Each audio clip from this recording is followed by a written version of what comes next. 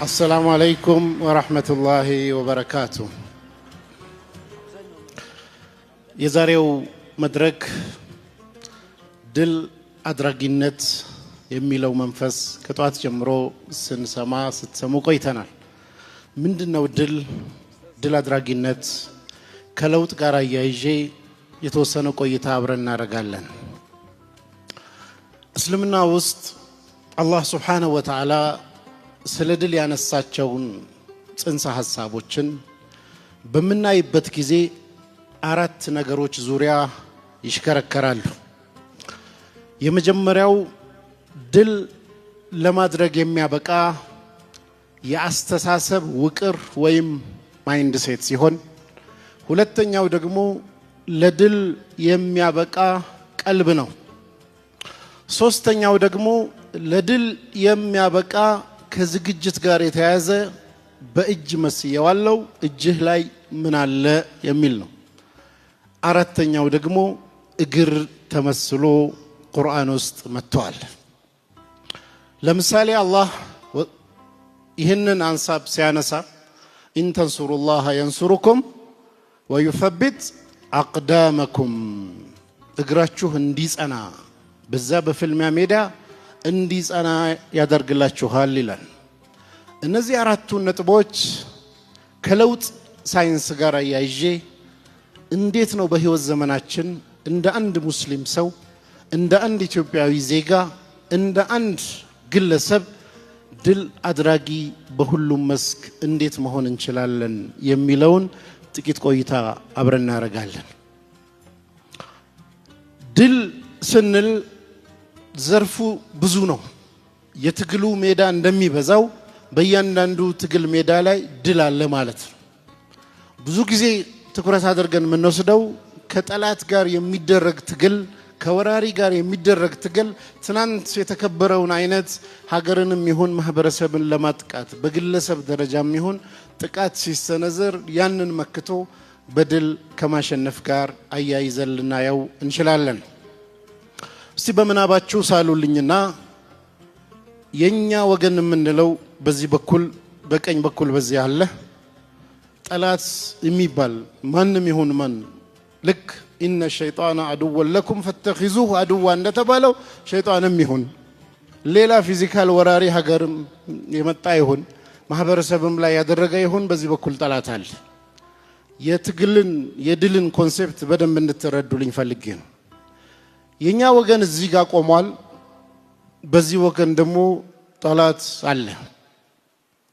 በዚህ ሂደት ውስጥ የኛ ወገን አራቱ ነገር ላይ ምን ያህል ዝግጅት አድርጓል? ለድል የሚያበቃው ማይንድ ሴት ያስተሳሰብ ውቅር ምን ተዘጋጅቶበታል? ሁለተኛ ቀልቡ እንዴት ተዘጋጅቷል? ቀልብ መጽናት የሚባለው ጉዳይም ቁርአን ላይ በተደጋጋሚ ከድል ጋር ተያይዞም ስለመጣ ነው። ሶስተኛው ድል ለማድረግ በተሰማራንበት የትግል ሜዳ የተለያየ የትግል ሜዳና ዘርፍ ላይ እጃችን ላይ ምን ዝግጅት ምን ፕሪፓሬሽን አለ የሚለው ሶስተኛ ነው። አራተኛው ጸንተን ለመቆም ምን እግራችን ጋር በእግር የመሰልኩት ምን ዝግጅት አለ ነው። በዚህ ወገንም ሊያሸንፍ የቆመው ጠላት እነዚህን አራቱ ይዟል። ይሄ ወደፊት መሄድ አለ ለማሸነፍ፣ ተሸንፎ ደግሞ ወደ ኋላ መመለሳል። በሱስ ይሁን በተለያየ መልኩ ይሁን የፈለገ የትግል ሜዳ ወደ ኋላ መመለስ። የትግል ሜዳ ላይ የሚያስከፍለውን ዋጋ ለመክፈል መቁረጥ በአስተሳሰብ በቀልብ በአካል ወደ ኋላ አልመለስም የሚለውን ሰብር እንለዋለን። ሰብር እንለዋለን። ሜዳው ላይ መቆየት፣ መስመሩ ላይ መቆየት፣ ከመስመር ላለመውጣት ወደ ኋላ ላለመመለስ የሚደረገውን የሚያስከፍለውን ጎምዛዥም ቢሆን ኮምጣጤም ቢሆን ዋቴቨር ኔጌቲቭ ስሜት የሚፈጥርም ቢሆን ያንን ችሎ ቶለሬት አድርጎ ሜዳው ላይ ሰልፍ ላይ መቆየትን ምን እንለዋለን? ትግስት ወይም ሰብር እንለዋለን። ወደፊት ሄዶ የተነሱለትን ዓላማ ለማሳካት ዋጋ መክፈልን ደግሞ ኢስቲቃማ እንለዋለን። ወደፊት መጓዝ ስንል እጅህ ላይ ምን አለ የሚለው ጉዳይ አብሮ ይመጣል። ቁርአን ላይ አላህ ሱብሓነሁ ወተዓላ ምን ያህል ቀልብ ቦታ እንዳለው የምናይባቸውን አራቱንም በተለያየ መንገድ አያል። የመጀመሪያው አእምሮ ነው ብያችኋለሁ። ድል አድራጊ ሰው የያዘው ማይንድ ሴት ያስተሳሰብ ውቅር ባለቤት መሆን ነው። ይሄ ድል የሚያደርግ ሰው ዘርፉ ምንም ይሁን ምን አእምሮ ድል ለማድረግ ተነሳሽነት ያለው፣ ድል አደርጋለሁ የሚል ኮንፊደንስ ያለው፣ ሁሉን ነገር በጨለምተኛ አይን የማያይ ግለሰብ መሆንን ይፈልጋል። እዚህ አእምሮ ጋር ነው የስነ ልቦና ጦርነት የሚመጣው ከተቀናቃኝ ወገን። ምን ለማድረግ ወደ ኋላ እንድንመለስ ከመስመር እንድንወጣ እጅ እንድንሰጥ ለማድረግ። እዚህ ጋር የስነ ልቦና ጦርነት ጋር ስንመጣ ተቀናቃኝ ወገን ሸይጣንም ብዙ የቁርአን ውስጥ የተጠቀሱ የሸይጣን ስትራቴጂዎችን ስታዩ ለማሳት የሚጠቀመው ጉትጎታ ነው። ይሄ ጉትጎታ ውስጥ አንዱ አስመስሎ ማሳየት ነው። ነብዩ ሰለላሁ ዐለይሂ ወሰለም አላህ ቁርአን ላይ ምን አለ? ጠላትን በህልምህ ብዙ አድርገን ብናሳይህ ኖሮ ለፈሽልቱም ትሸነፉ ነበር፣ ወለተናዘዕቱም ክፍፍል ውስጥ ትገቡ ነበር። ምን ቢሆን ብዙ ናቸው የሚል ብዙ መስለው እንዲታዩ በህልም ቢያሳይህ ኖሮ አላህ ትሸነፉ ነበር፣ ክፍፍል ይመጣ ነበር ይላል። ነገሮችን በአእምሯችን እንዴት ነው የምናየው? ቻሌንጅን፣ ተግዳሮትን፣ ችግርን እንዴት ነው የምናየው? ተቀናቃኝን እንዴት ነው የምናየው? ትግልን ራሱ እንዴት ነው የምናየው የሚለው ነገር የመጀመሪያው የኛን ማንነት ከጅምሩ ለመሸነፍም ለማሸነፍም ሰበብ ሊሆነን የሚችል ነገር ነው። ፕሮፓጋንዳም ጧት ሲነገር እንደነበረው ጠላት ብዙ ነው፣ ኢነናሰ ቀድ ጀተመዑ ለኩም ተሰብስበዋል፣ ፈክሸውሁም ፍሯቸው ሲባል ምን እየተደረገ ነው? አእምሮን ታርጌት አድርጎ አእምሮ የሽንፈትን መንገድ የጠላትን ወይም የተቀናቃኝን ሀያልነት፣ አይበገሬነት፣ አይሸነፍነት እንዲያስብና መጨረሻ ላይ ቀልብ ውስጥ ፍራቻ እንዲገባ ለማድረግ የሚደረግ ትግል ነው። ስለዚህ አእምሮን መጠበቅ በጣም መሰረታዊ ጉዳይ ነው። ሁለተኛው ቀልብ ነው። የተለያዩ የነቢዩ ሰለላሁ ዐለይሂ ወሰለም የትግል ሜዳዎች ላይ ካያችሁ አላህ መጀመሪያ ከመነሰሩ በፊት ምንድነው የሚያመጣው? የቀልብ መረጋጋትን ሰኪና ነው የሚያመጣው። አላህ ሰኪና የቀልብ መረጋጋትን በነቢዩና ሰለላሁ ዐለይሂ ወሰለም እና በተከታያቸው ልብ ላይ ያመጣል። ከዛ በኋላ ነው ስለ ድል የሚመጣው። ቀልቡ በተነሳበት ዓላማ አሳካዋለሁ ባለው ጉዳይ ላይ ተረጋግቶ የማይገኝ ሰው ድል ሊያደርግ አይችልም። ብዙ ቁርአናዮች ይህን ከቀልብ ጋር የተያዘውን ይመጣል። ሶስተኛው ከድል ጋር ተያይዞ ኢምፖርታንት ፖይንቱ ለዚህ ትግል ድል ለማድረግ የሚያበቃ ምን ማቴሪያል አስፔክት እጅህ ላይ አለ ነው። ምን በእጅህ ላይ ይዘሃል ነው። ወአዕዱ ለሁም መስተጣዕቱም ሚን ቁዋ የሚመጣው የሚገባውን ያህል ተዘጋጁ፣ ለፍልሚያው ተዘጋጁ፣ ለማሸነፍ ማቴሪያል አስፔክት። ነቢ ሙሳን አለይሂ ሰላም አላህ ምንድነው ያለው? በቀኝ እጅህ ላይ ያለው ምንድነው? ነቢ ሙሳ ያላቸው እጃቸው ላይ ብትር ነው። ይህንኑ ብትር አላህ ወደ ፓወር ቀየረውና የምታውቁት ሙጂዛ ሆኖ አሸነፉን። እያንዳንዳችን ለማሸነፍ ስንፈልግ እጃችን ላይ ምን አለ? ለትግሉ ለፍልሚያው ትግሉ ኢኮኖሚክም ይሁን ዲንን ማስፋፋትም ይሁን ጠላትን መመከትም ይሁን ከሱስ መውጣትም ይሁን ዋቴቨር የትግል ሜዳው ይሁን እጅህ ላይ ለትግሉ መሰረት አድርገህ ለመጠቀም ምን አለ ነው። አራተኛው ፖይንት ምንድነው? እግር ነው። እግራችን ጸንቶ በተነሳንበት ዓላማ በዛ መስመር ላይ ወደ ኋላ ሳናፈገፍግ ወደ ኋላ ሳንሸሽ ቆርጠን መቆም ማለት ከባድ ነገር ነው። ኢን ተንሱሩላህ የንሱሩኩም ወዩሰቢቱ አቅዳመኩም። የአላህን ዲን አላህን ብትረዱት አላህ ይረዳችኋል። ምን በማድረግ? ወዩሰቢት አቅዳመኩም፣ እግራችሁ እንዲጸና በዛ ፍልሚያ ሜዳ እንዲቆም ያግዛችኋል። ዱዓ ሲያደርጉ ምንድነው ያሉት? ቁርአን ላይ የተጠቀሰው ሰሃቦቹ ወሰብት አቅዳመና ከዛስ ፈንሱርና ከዛ በኋላ አግዘን አሸናፊ አድርገን ነው። መስመር ላይ ሳትገኝ ሜዳው ላይ ሳትገባ ከትግል ሜዳ ወጥተህ እዛ ላይ ጸንተ ሳትገኝ አላህን እርዳኝ ብትል የአላህ እርዳታ የለም። አላህ ምን ይፈልጋል? እኛ ውስጥ ዝግጁነትን ይፈልጋል። የአስተሳሰብ ዝግጁነትን ይፈልጋል። የቀልብ ዝግጁነትን ይፈልጋል። የማቴሪያል ዝግጁነትን ይፈልጋል። በእግር ጸንተን ለመቆም ዝግጁነት ይፈልጋል። የተለያየ ቁርአን አያዎች ላይ ምሳሌ መውሰድ እንችላለን። አላህ ሱብሓነሁ ወተዓላ የበድር ዕለት የተማረኩ ሙሽሪኮችን ምንድን ያላቸው? ቁል ነቢዩም በላቸው ሊልአስራ ለምርኮኞቹ በላቸው ኢን ያዕለሚላሁ አላህ ቢያውቅ ኖሮ እናንተ ውስጥ ቀልባችሁ ውስጥ ኸይር ነገር ልትረዱ ልትታገዙ የሚበቃ ነገር ቀልባችሁ ውስጥ ቢያገኝ ኖሮ ካጣችሁት ነገር የበለጠ ይሰጣችኋል አለ። መነሻው እርሾ የሰውየው ቀልብ ውስጥ ምን አለ ነው። ይሄን ብቻ አይደለም። በይአት ሪድዋን ላይ ምንድን ያለው? አላህ ወዓሊመ ማ ፊ ቁሉቢሂም ቀልባቸው ውስጥ ያለውን አላህ አወቀ አለ። ቀልብ ውስጥ ያለውን አላህ ማወቅ ይፈልጋል። ዝም ብሎ ድል የለማ።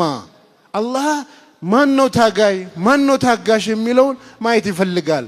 ያንን ቀልባችን ውስጥ በትግስት ላይ በሜዳ ላይ በመታገስ ላይ መኖራችን ሲታይ የሱ እገዛ ከዛ በኋላ ነው። አንተ ትግል ሜዳ ላይ ሳትኖር አንተ ዋጋ ለመክፈል ሳትዘጋጅ እርዱን ለውጥ ይምጣ ለውጥ አይመጣም። በዚህ መልኩ አላህ ቁርአን ላይ ያለው ምንድነው?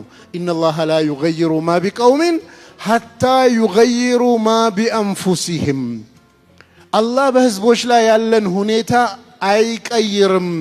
ምን እስኪሆን? ሐታ ዩገይሩ ማ ቢአንፉሲሂም በነፍሶቻቸው ውስጥ ያለውን እስኪቀይሩ ድረስ። ምንድነው ነፍስ ውስጥ ያለው? አስተሳሰባችንና ቀልባችን ውስጥ ያሉ ብዙ ጉዳዮች አሉ። እነዚህ ነገሮች በእኛ ስኬትና ውድቀት ላይ ማተር ያደርጋሉ። ልባችን ላይ ትልቅ ቦታ ያለው አላህ ነው ወይስ ሌላ አካል ነው?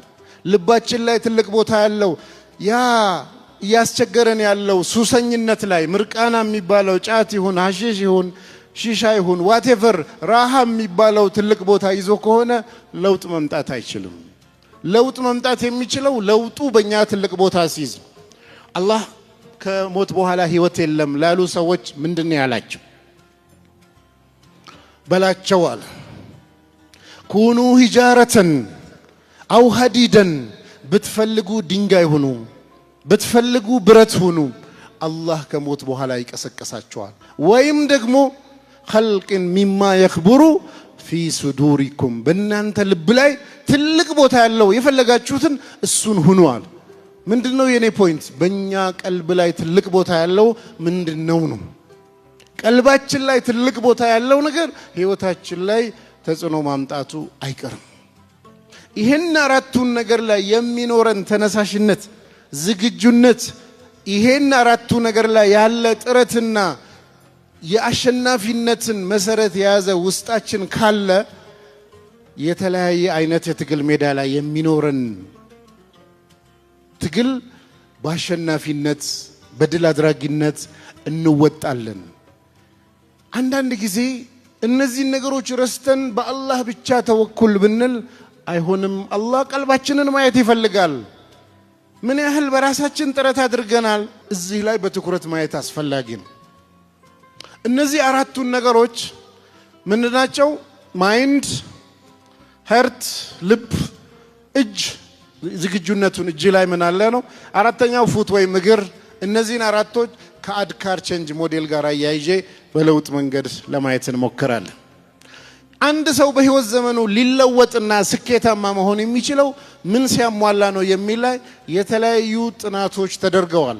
የተለያዩ ቼንጅ ማኔጅመንት ሞዴልስ አሉ። ከነዚህ መካከል አንደኛው አድካር ቼንጅ ሞዴል ይባላል። አድካር ቼንጅ ሞዴል በግለሰብ ደረጃ ለውጥ እንዴት ይምጣ የሚለውን የሚያስረዳ ፍሬምወርክ ነው። አድካር ቼንጅ ሞዴል የእንግሊዘኛ ቃላቶች ስብስብ ነው። ኤ ዲ ኬ ኤ አር ማለት ነው። ኤ የሚለው አዌርነስ ግንዛቤ የሚለውን ሲይዝ፣ ዲ የሚለው ደግሞ ዲዛየር የሚለውን ይይዛል። ኬ ደግሞ ናውሌጅ ወይም ዕውቀት የሚለውን ሲይዝ እንደገና ኤ ደግሞ ኤቢሊቲ ችሎታ የሚለውን ነው። አር ደግሞ ሪኢንፎርስመንት ማለት ነው። እነዚህ አምስቱ ነገሮች በቅደም ተከተል ካልመጡ አንድ ሰው ሊለወጥ አይችልም ነው አድካር ቼንጅ። አምስቱም መኖር አለባቸው፣ በቅደም ተከተል መኖር አለባቸው ነው አድካር የሚለው። ምን ማለት ነው? ኤ ማለት ግንዛቤ አዌርነስ ማለት ነው። ለውጥ እንደሚያስፈልግ መገንዘብ፣ ባንለወጥ ምን ይመጣል፣ ምን አደጋ አለብን፣ ምን ኮንሲኩዌንስ አለ፣ ምን መዘዝ አለ የሚለውን ማወቅ ሁለተኛው ሲሆን የአዌርነስ ክፍል አንደኛ ለውጥ እንደሚያስፈልግ በጥቅሉ፣ ሁለተኛ ባንለወጥስ ምን ጉዳት ይደርስብናል፣ ሶስተኛ ብንለወጥ ምን ጥቅም እናገኛለን የሚለው አዌርነስ። እነዚህ ሶስቱ አሉ። ቀጥሎስ ምንድነው? በሁለተኛ ደረጃ አዌርነስ ወይም ግንዛቤ በቂ አይደለም። ምን ያስፈልጋል? ፍላጎት ያስፈልጋል፣ ዲዛይር ያስፈልጋል። ዲዛይር ከሌለ አንድ ሰው ካልተፈለገ አሸናፊ መሆን አይችልም፣ መለወጥም አይችልም። መጀመሪያ የማሸነፍ ፍላጎት፣ የለውጥ ፍላጎት ሰውዬ ውስጥ መኖር አለበት። በዚህ ሁኔታ በመናይበት ፍላጎት ስናይ ወደ ቀልብ የሚያያዝ ነገር አለው። የመጀመሪያው ያነሳ ነው ምንድነው? አዌርነስ ስንል ሞሮፍ የአቅል ጉዳይ ማለት ነው። ብሬን ያልነው ቅድም ማይንድ ካልነው ጋር የሚያያዝ አስተሳሰብ ጋር የተያያዘ ነገር ላይ ነው አብዛኛው። ሁለተኛው ዲዛይር ደግሞ ፍላጎት ከቀልብ ጋር የተያያዘ ነው። ቀልባችን ምን እየፈለገ ነው ነው። አንዳንድ ሰዎች የጫቱን ረሃ በአእምሯቸው እየሳሉ ምርቃና ምናምኑን እያዩ ያንን በምስል እየከሰቱ እያስታወሱ ደስታ እያገኙ ከዛ ዱዓ አድርጉልኝ ልለወጥ ከዛ እንዲህ ብሉ አይሆንም። ያንን ፍላጎት የሚፈጥረውን ምስል ከውስጣችን ደምስሰን አዲሱን ፍላጎት መፍጠር ያስፈልጋል ማለት ነው። ሶስተኛው ፖይንት ምንድነው? ፍላጎት ብቻውን በቂ አይደለም። ቀጥሎ ምን መምጣት አለበት? ኬ ምንድነው? በእንግሊዘኛ ሲጻፍ ኖውሌጅ በኬ ነው የሚጀምረው። ስለዚህ ዕውቀት ያስፈልጋል። ያለ ዕውቀት ለውጥ የለም፣ ያለ ዕውቀት ድል የለም። ለምንድነው? ወዴት ነው የምንለወጠው? እንዴት ነው የምንለወጠው? እንዴት ነው ማሸንፈው? ምን አድርጌ የሚለው ዕውቀቱ ከሌለ ዝም ብሎ ፍላጎት ብቻ ከሆነ ትርጉም አልባ ነው የሚሆነው። ስለዚህ ምን ያስፈልጋል? ዕውቀት ያስፈልጋል። ዕውቀትም ስንል የአቅል ጉዳይ የማይንድ ጉዳይ ይሆናል ማለት ነው። ከዕውቀት ቀጥሎ የሚመጣው ምንድነው? ኤቢሊቲ ነው፣ ችሎታ። ሰው ይሁንን ነገር ማሸነፍ ችሎታ ይጠይቃል። ችሎታ ዋጋ ትከፍላለህ። ያኛው ወገን ያጠቃሃል፣ ይፈትነሃል። ነፍስያ ከውስጥ ጎሰጉሳለች። የተለያየ ቁስቆሳ፣ የተለያየ ጥረት ከተቀናቃኝ የሚወርድብህ የስም ማጥፋት ዘመቻ ሊሆን ይችላል። ጠልፎ የመጣል ሊሆን ይችላል። ኤኒቲንግ የማትፈልገው ኔጌቲቭ ያንን ችሎ ማለፍ ይፈልጋል። ለውጥም ጋር ስንመጣ ኤቢሊቲ ያስፈልጋል፣ ችሎታ። ችሎታን ስንመጣ አንደኛው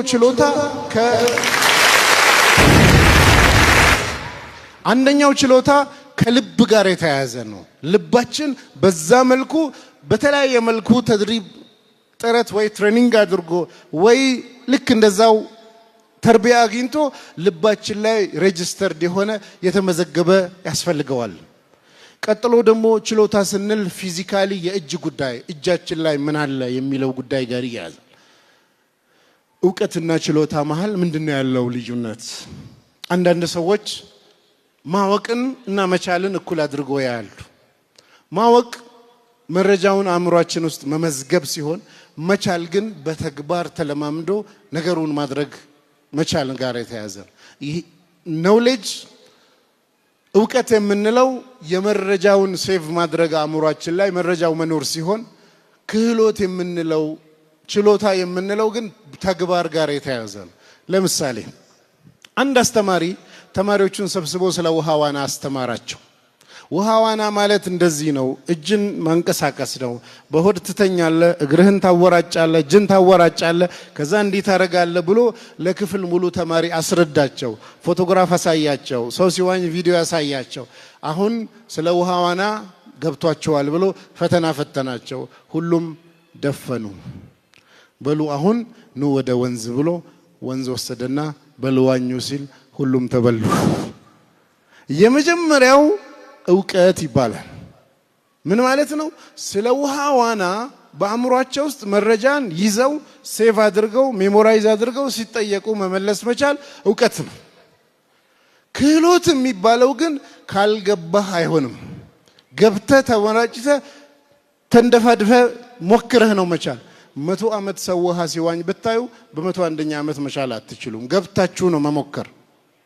ቢዝነስም ይሁን ዳር ቆመው እንትና እንዲሆነ ምናምን 100 ዓመት ብታወራ ቢዝነስ አይገባም። ገብተህ እንዴት እንደሚሆን ሳይክል ሰው ሲነዳ ቆመህ አይተህ በጣም እችላለሁ እኮ ብለህ መሪ ብትጨምር እሱ ሌላ ጉዳይ ነው፣ አትችልም። ገብተህ እንዴት መሪ ይያዛል፣ ባላንስ እንዴት ይደረጋል፣ እያንዳንዱ ነገር ተግባራዊ የራሱ ሌላ ኤቢሊቲ የሚለውን መለማመድ ይፈልጋል ማለት ነው። ይሄን ከቻልን በኋላ ቀጥሎ የሚመጣው ምንድነው? አር ነች። አድካር ላይ አር ነው። አር ደግሞ ሪኢንፎርስመንት ነው፣ ማጠናከር። የቻልነው ነገር ወደ ኋላ እንዳይመለስ፣ ሱስ ከሆነ ተመልሰን እዛ ውስጥ እንዳንገባ፣ ያልሆነ ቦታ መሆን ከሆነ መልሶ ጓደኛም ይሁን አስተሳሰባችን ይሁን የድሮ ትዝታም ይሁን የሆነ ነገር ጠልፎ መልሶ ወደዛ እንዳይከተን። እነዚህ ነጥቦች አምስቱን ካላሟላ በቅደም ተከተል ከሌለ የሚፈለገው አይነት ምን ለውጥ ማምጣት አይቻልም። ድል አድራጊ ሆኖ መዘጋጀት አይቻልም። ረመዳን በሚገርም ሁኔታ እነዚህን አምስቱን የአድካር ሞዴሎች ጋር አብሮ በሚሄድ መልኩ የተቀመረ ነው። ለምሳሌ የመጀመሪያው ምንድነው ብለን አዌርነስ ነው። አዌርነስ ምንድነው? ረመዳን ለምንድነው የምንጾመው? ምንድነው የሚጠቅመው? ባንጾምስ የሚሉት ጉዳዮችን ብናነሳ ኩቲባ አለይኩም ሲያሙ ከማ ኩቲባ አለል ለዚነ ሚን ቀብሊኩም ለዓለኩም ተተቁን። ረመዳን የምንጾመው ተቅዋ የሚባለውን ነገር ለማግኘት እንደሆነ ይነግረናል። ረመዳንን ባንጠቀምበትሳ ነብዩ ሰለላሁ ዐለይሂ ወሰለም ሚንበር ላይ የወጡ አሚን አሚን አሚን 3 ጊዜ ረመዳንን አግኝቶ በትክክል ያልተጠቀመ ሰው አላህ ከረህመቱ ያርቀው። ረመዳንን አግኝቶ አለመጠቀም ከአላህ ረህመት የሚያወጣ ነገር ነው፣ ኮንሲኩዌንስ አለ። እነዚህ ምንድነው? አዌርነስ ነው እያወራን ያለው። ሁለተኛው ምንድነው? ዲዛየር፣ ፍላጎትን ለመፍጠር ብዙ ሐዲሶች መጥተዋል። ምን የሚል? መን ሷመ ረመዳንን ኢማናን ወህቲሳባን ጉፊረ ለሁ ማ ተቀደመ ሚን ዘንቢሂ። ረመዳንን የጾመ ሰው አምኖበት ወህቲሳባን ሂሳብ አድርጎ አጅር አገኛለሁ ብሎ የጾመ ሰው ወንጀሉ ያለፈ ወንጀሉ ተምሮለታል ነው። ኢማናን ስንል ቀልብ ነው የሚሆነው። ወህቲሳባን ስንል በአእምሮ ጉዳዩን ማሰብ ነው። ቅድም ያልነው አራቱ ላይ ሁለቱ ጋር ይያያዛል። ቀጥሎ የሚመጣው ምንድነው? በረመዳን የጀነት በሮች ተከፋፍተዋል። ወፉቲሐት አብዋቡል ጂናን፣ የጀነት በሮች ተከፋፍተዋል ሲል ፍላጎት ውስጣችን ለመፍጠር ነው። ሌላው ምን እያለ ነው? በዚህ ጊዜ ረመዳን አጅረኛ ሰው ጾሞ ረመዳን የሚጾም ሰው አጅሩን ከአላህ ውጭ ማንም አያውቀውም፣ ከሌላው ስራ ስፔሻሊ የተለየ ነው። ምን እያለ? ፍላጎት በውስጥ መጾም ጋር እየተያያዘ ነው። ፍላጎት ለመፍጠር ብዙ ሐዲስ መጥተዋል። መንሳመ ረመዳን እንደተባለው መንቃመ ረመዳንን መጥተዋል። ረመዳንን የቆመ ሰው ኢማናን ወህቲሳባን አምኖበት ኢህቲሳብ አድርጎ አጅር አገኝበታለሁ ብሎ ሲሰራው በአእምሮ እያሰበ ምን ፍላጎት መፍጠሪያ ነው። ሁለተኛው። ሶስተኛው ምንድነው አለን? አድካር ስንል ኤ ዲ አለን። ሶስተኛው ኬ ነው። ምንድነው ኬ? ዕውቀት ነው ብለናል። ምንድነው ዕውቀቱ? እንዴት ነው የምንለወጠው? እንዴት እንደምንለወጥ ጾመኛ ሆናችሁ የሆነ ሰው መጥቶ ነገር ከፈለጋችሁ ቁሉ ኢኒ ሷኢሙን፣ እኔ ጾመኛ ነኝ በሉ። ምክር። ሌላው ምንድነው? የሆነ ሰው መጥቶ እየጾማችሁ ያልሆነ ነገር ሲል ራሳችሁን ጠብቁ፣ እኔ ጾመኛ ነኝ በላችሁ። በተለያየ መልኩ እንዴት እንደምንለወጥ እንዴት የተለያዩ ነገሮችን እንደምናረግ ረመዳን በዕውቀት ደረጃ እንዴት እንደምንለወጥ ይነግረናል። ምግብ ራሳችንን ያዝ አድርገን ነፍስያችን ተቆጣጥረን መሄዱ እንዴት ለውጡ እንደሚያመጣ በዕውቀት ደረጃ ብዙ ተነግሮናል። በዚህም ማያቆምም። ከዕውቀት በኋላ ምን አለ ብለናል? ኤቢሊቲ ወይም ችሎታ ያስፈልጋል። ችሎታ ጋር ስንመጣ ረመዳን ራሱ ወሩ ሙሉ ትምህርት ቤት ነው። ፕራክቲካል እንጂ ቲዮሪ ቁጭ ብለህ የምትቀራው አይደለም።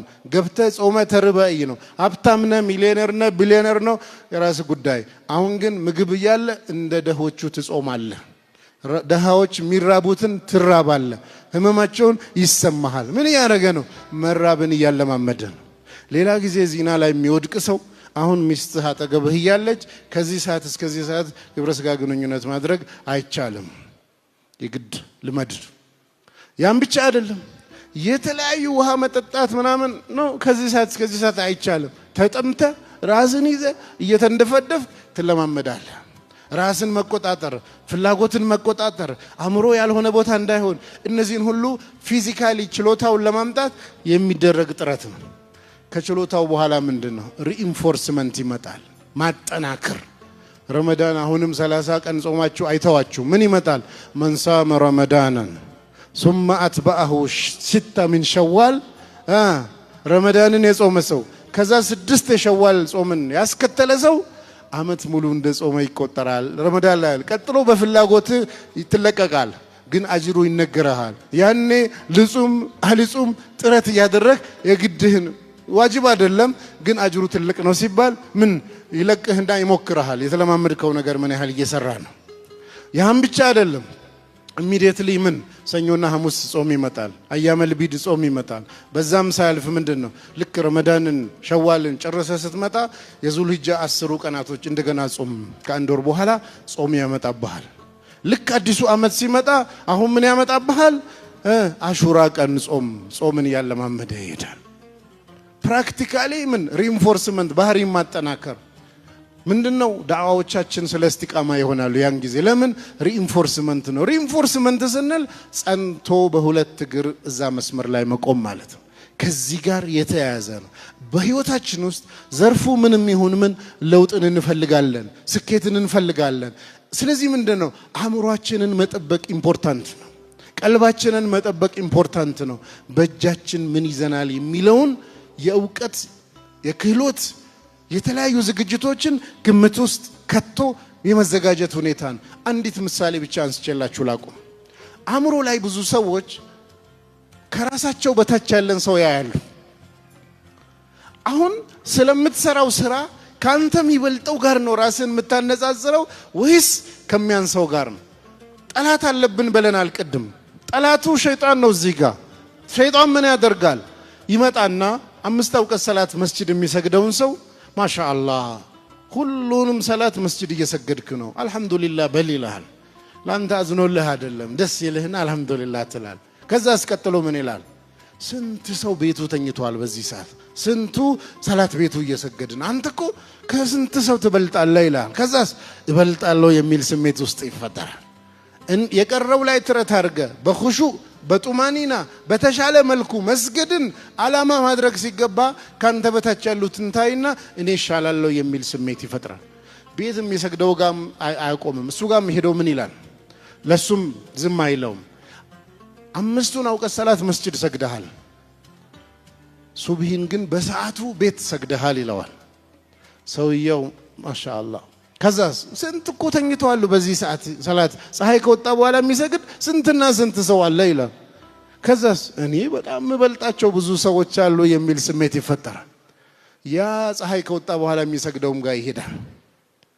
አንተ 4ቱን በጊዜው ትሰግዳለህ፣ ሱብሂን ግን ፀሐይ ከወጣ በኋላ ነው የምትሰግደው የሚለውን የማይሰግድ እኮ ስንት ሰው አለ፣ ስንት ምትበልጠው አለ። አልহামዱሊላህ በል ሰውየው አልহামዱሊላህ አይ ጥሩ ነው ያለሁት ምንም አይደለም የሚል ችግሩን የጎደለውን ማሟላት ትቶ ያንን ያያል። ያ ሰላት የማይሰግደው ጋር ይሄዳል፣ እሱንም አይተውም። ቢያንስ እኮ አንተ ላ ኢላሃ ኢላላህ ብለሃል፣ ስንት ካፊር ዓለም ላይ አለ አይደለም እንዴ? ስለዚህ አንተም ትሻላለህ ይላል። ያ የማይሰግደውም ሰውዬ መለወጡን ስኬቱን ድሉን ማሰብ ይቀርና ስንት ምበልጣቸው አለ ብሎ ሁሉም ሰው በያለበት መለወጥ አለብኝ የሚል አዌርነሱን ግንዛቤውን ሳይሆን ደህና ነኝ እኔ የሚል ስሜትን ይፈጥራል። ድል ማድረግ ከፈለግን እንደ ግለሰብ፣ እንደ ማህበረሰብ፣ እንደ ሀገር እነዚህን 4ቱን ነገሮች ኢምፖርታንት ናቸው።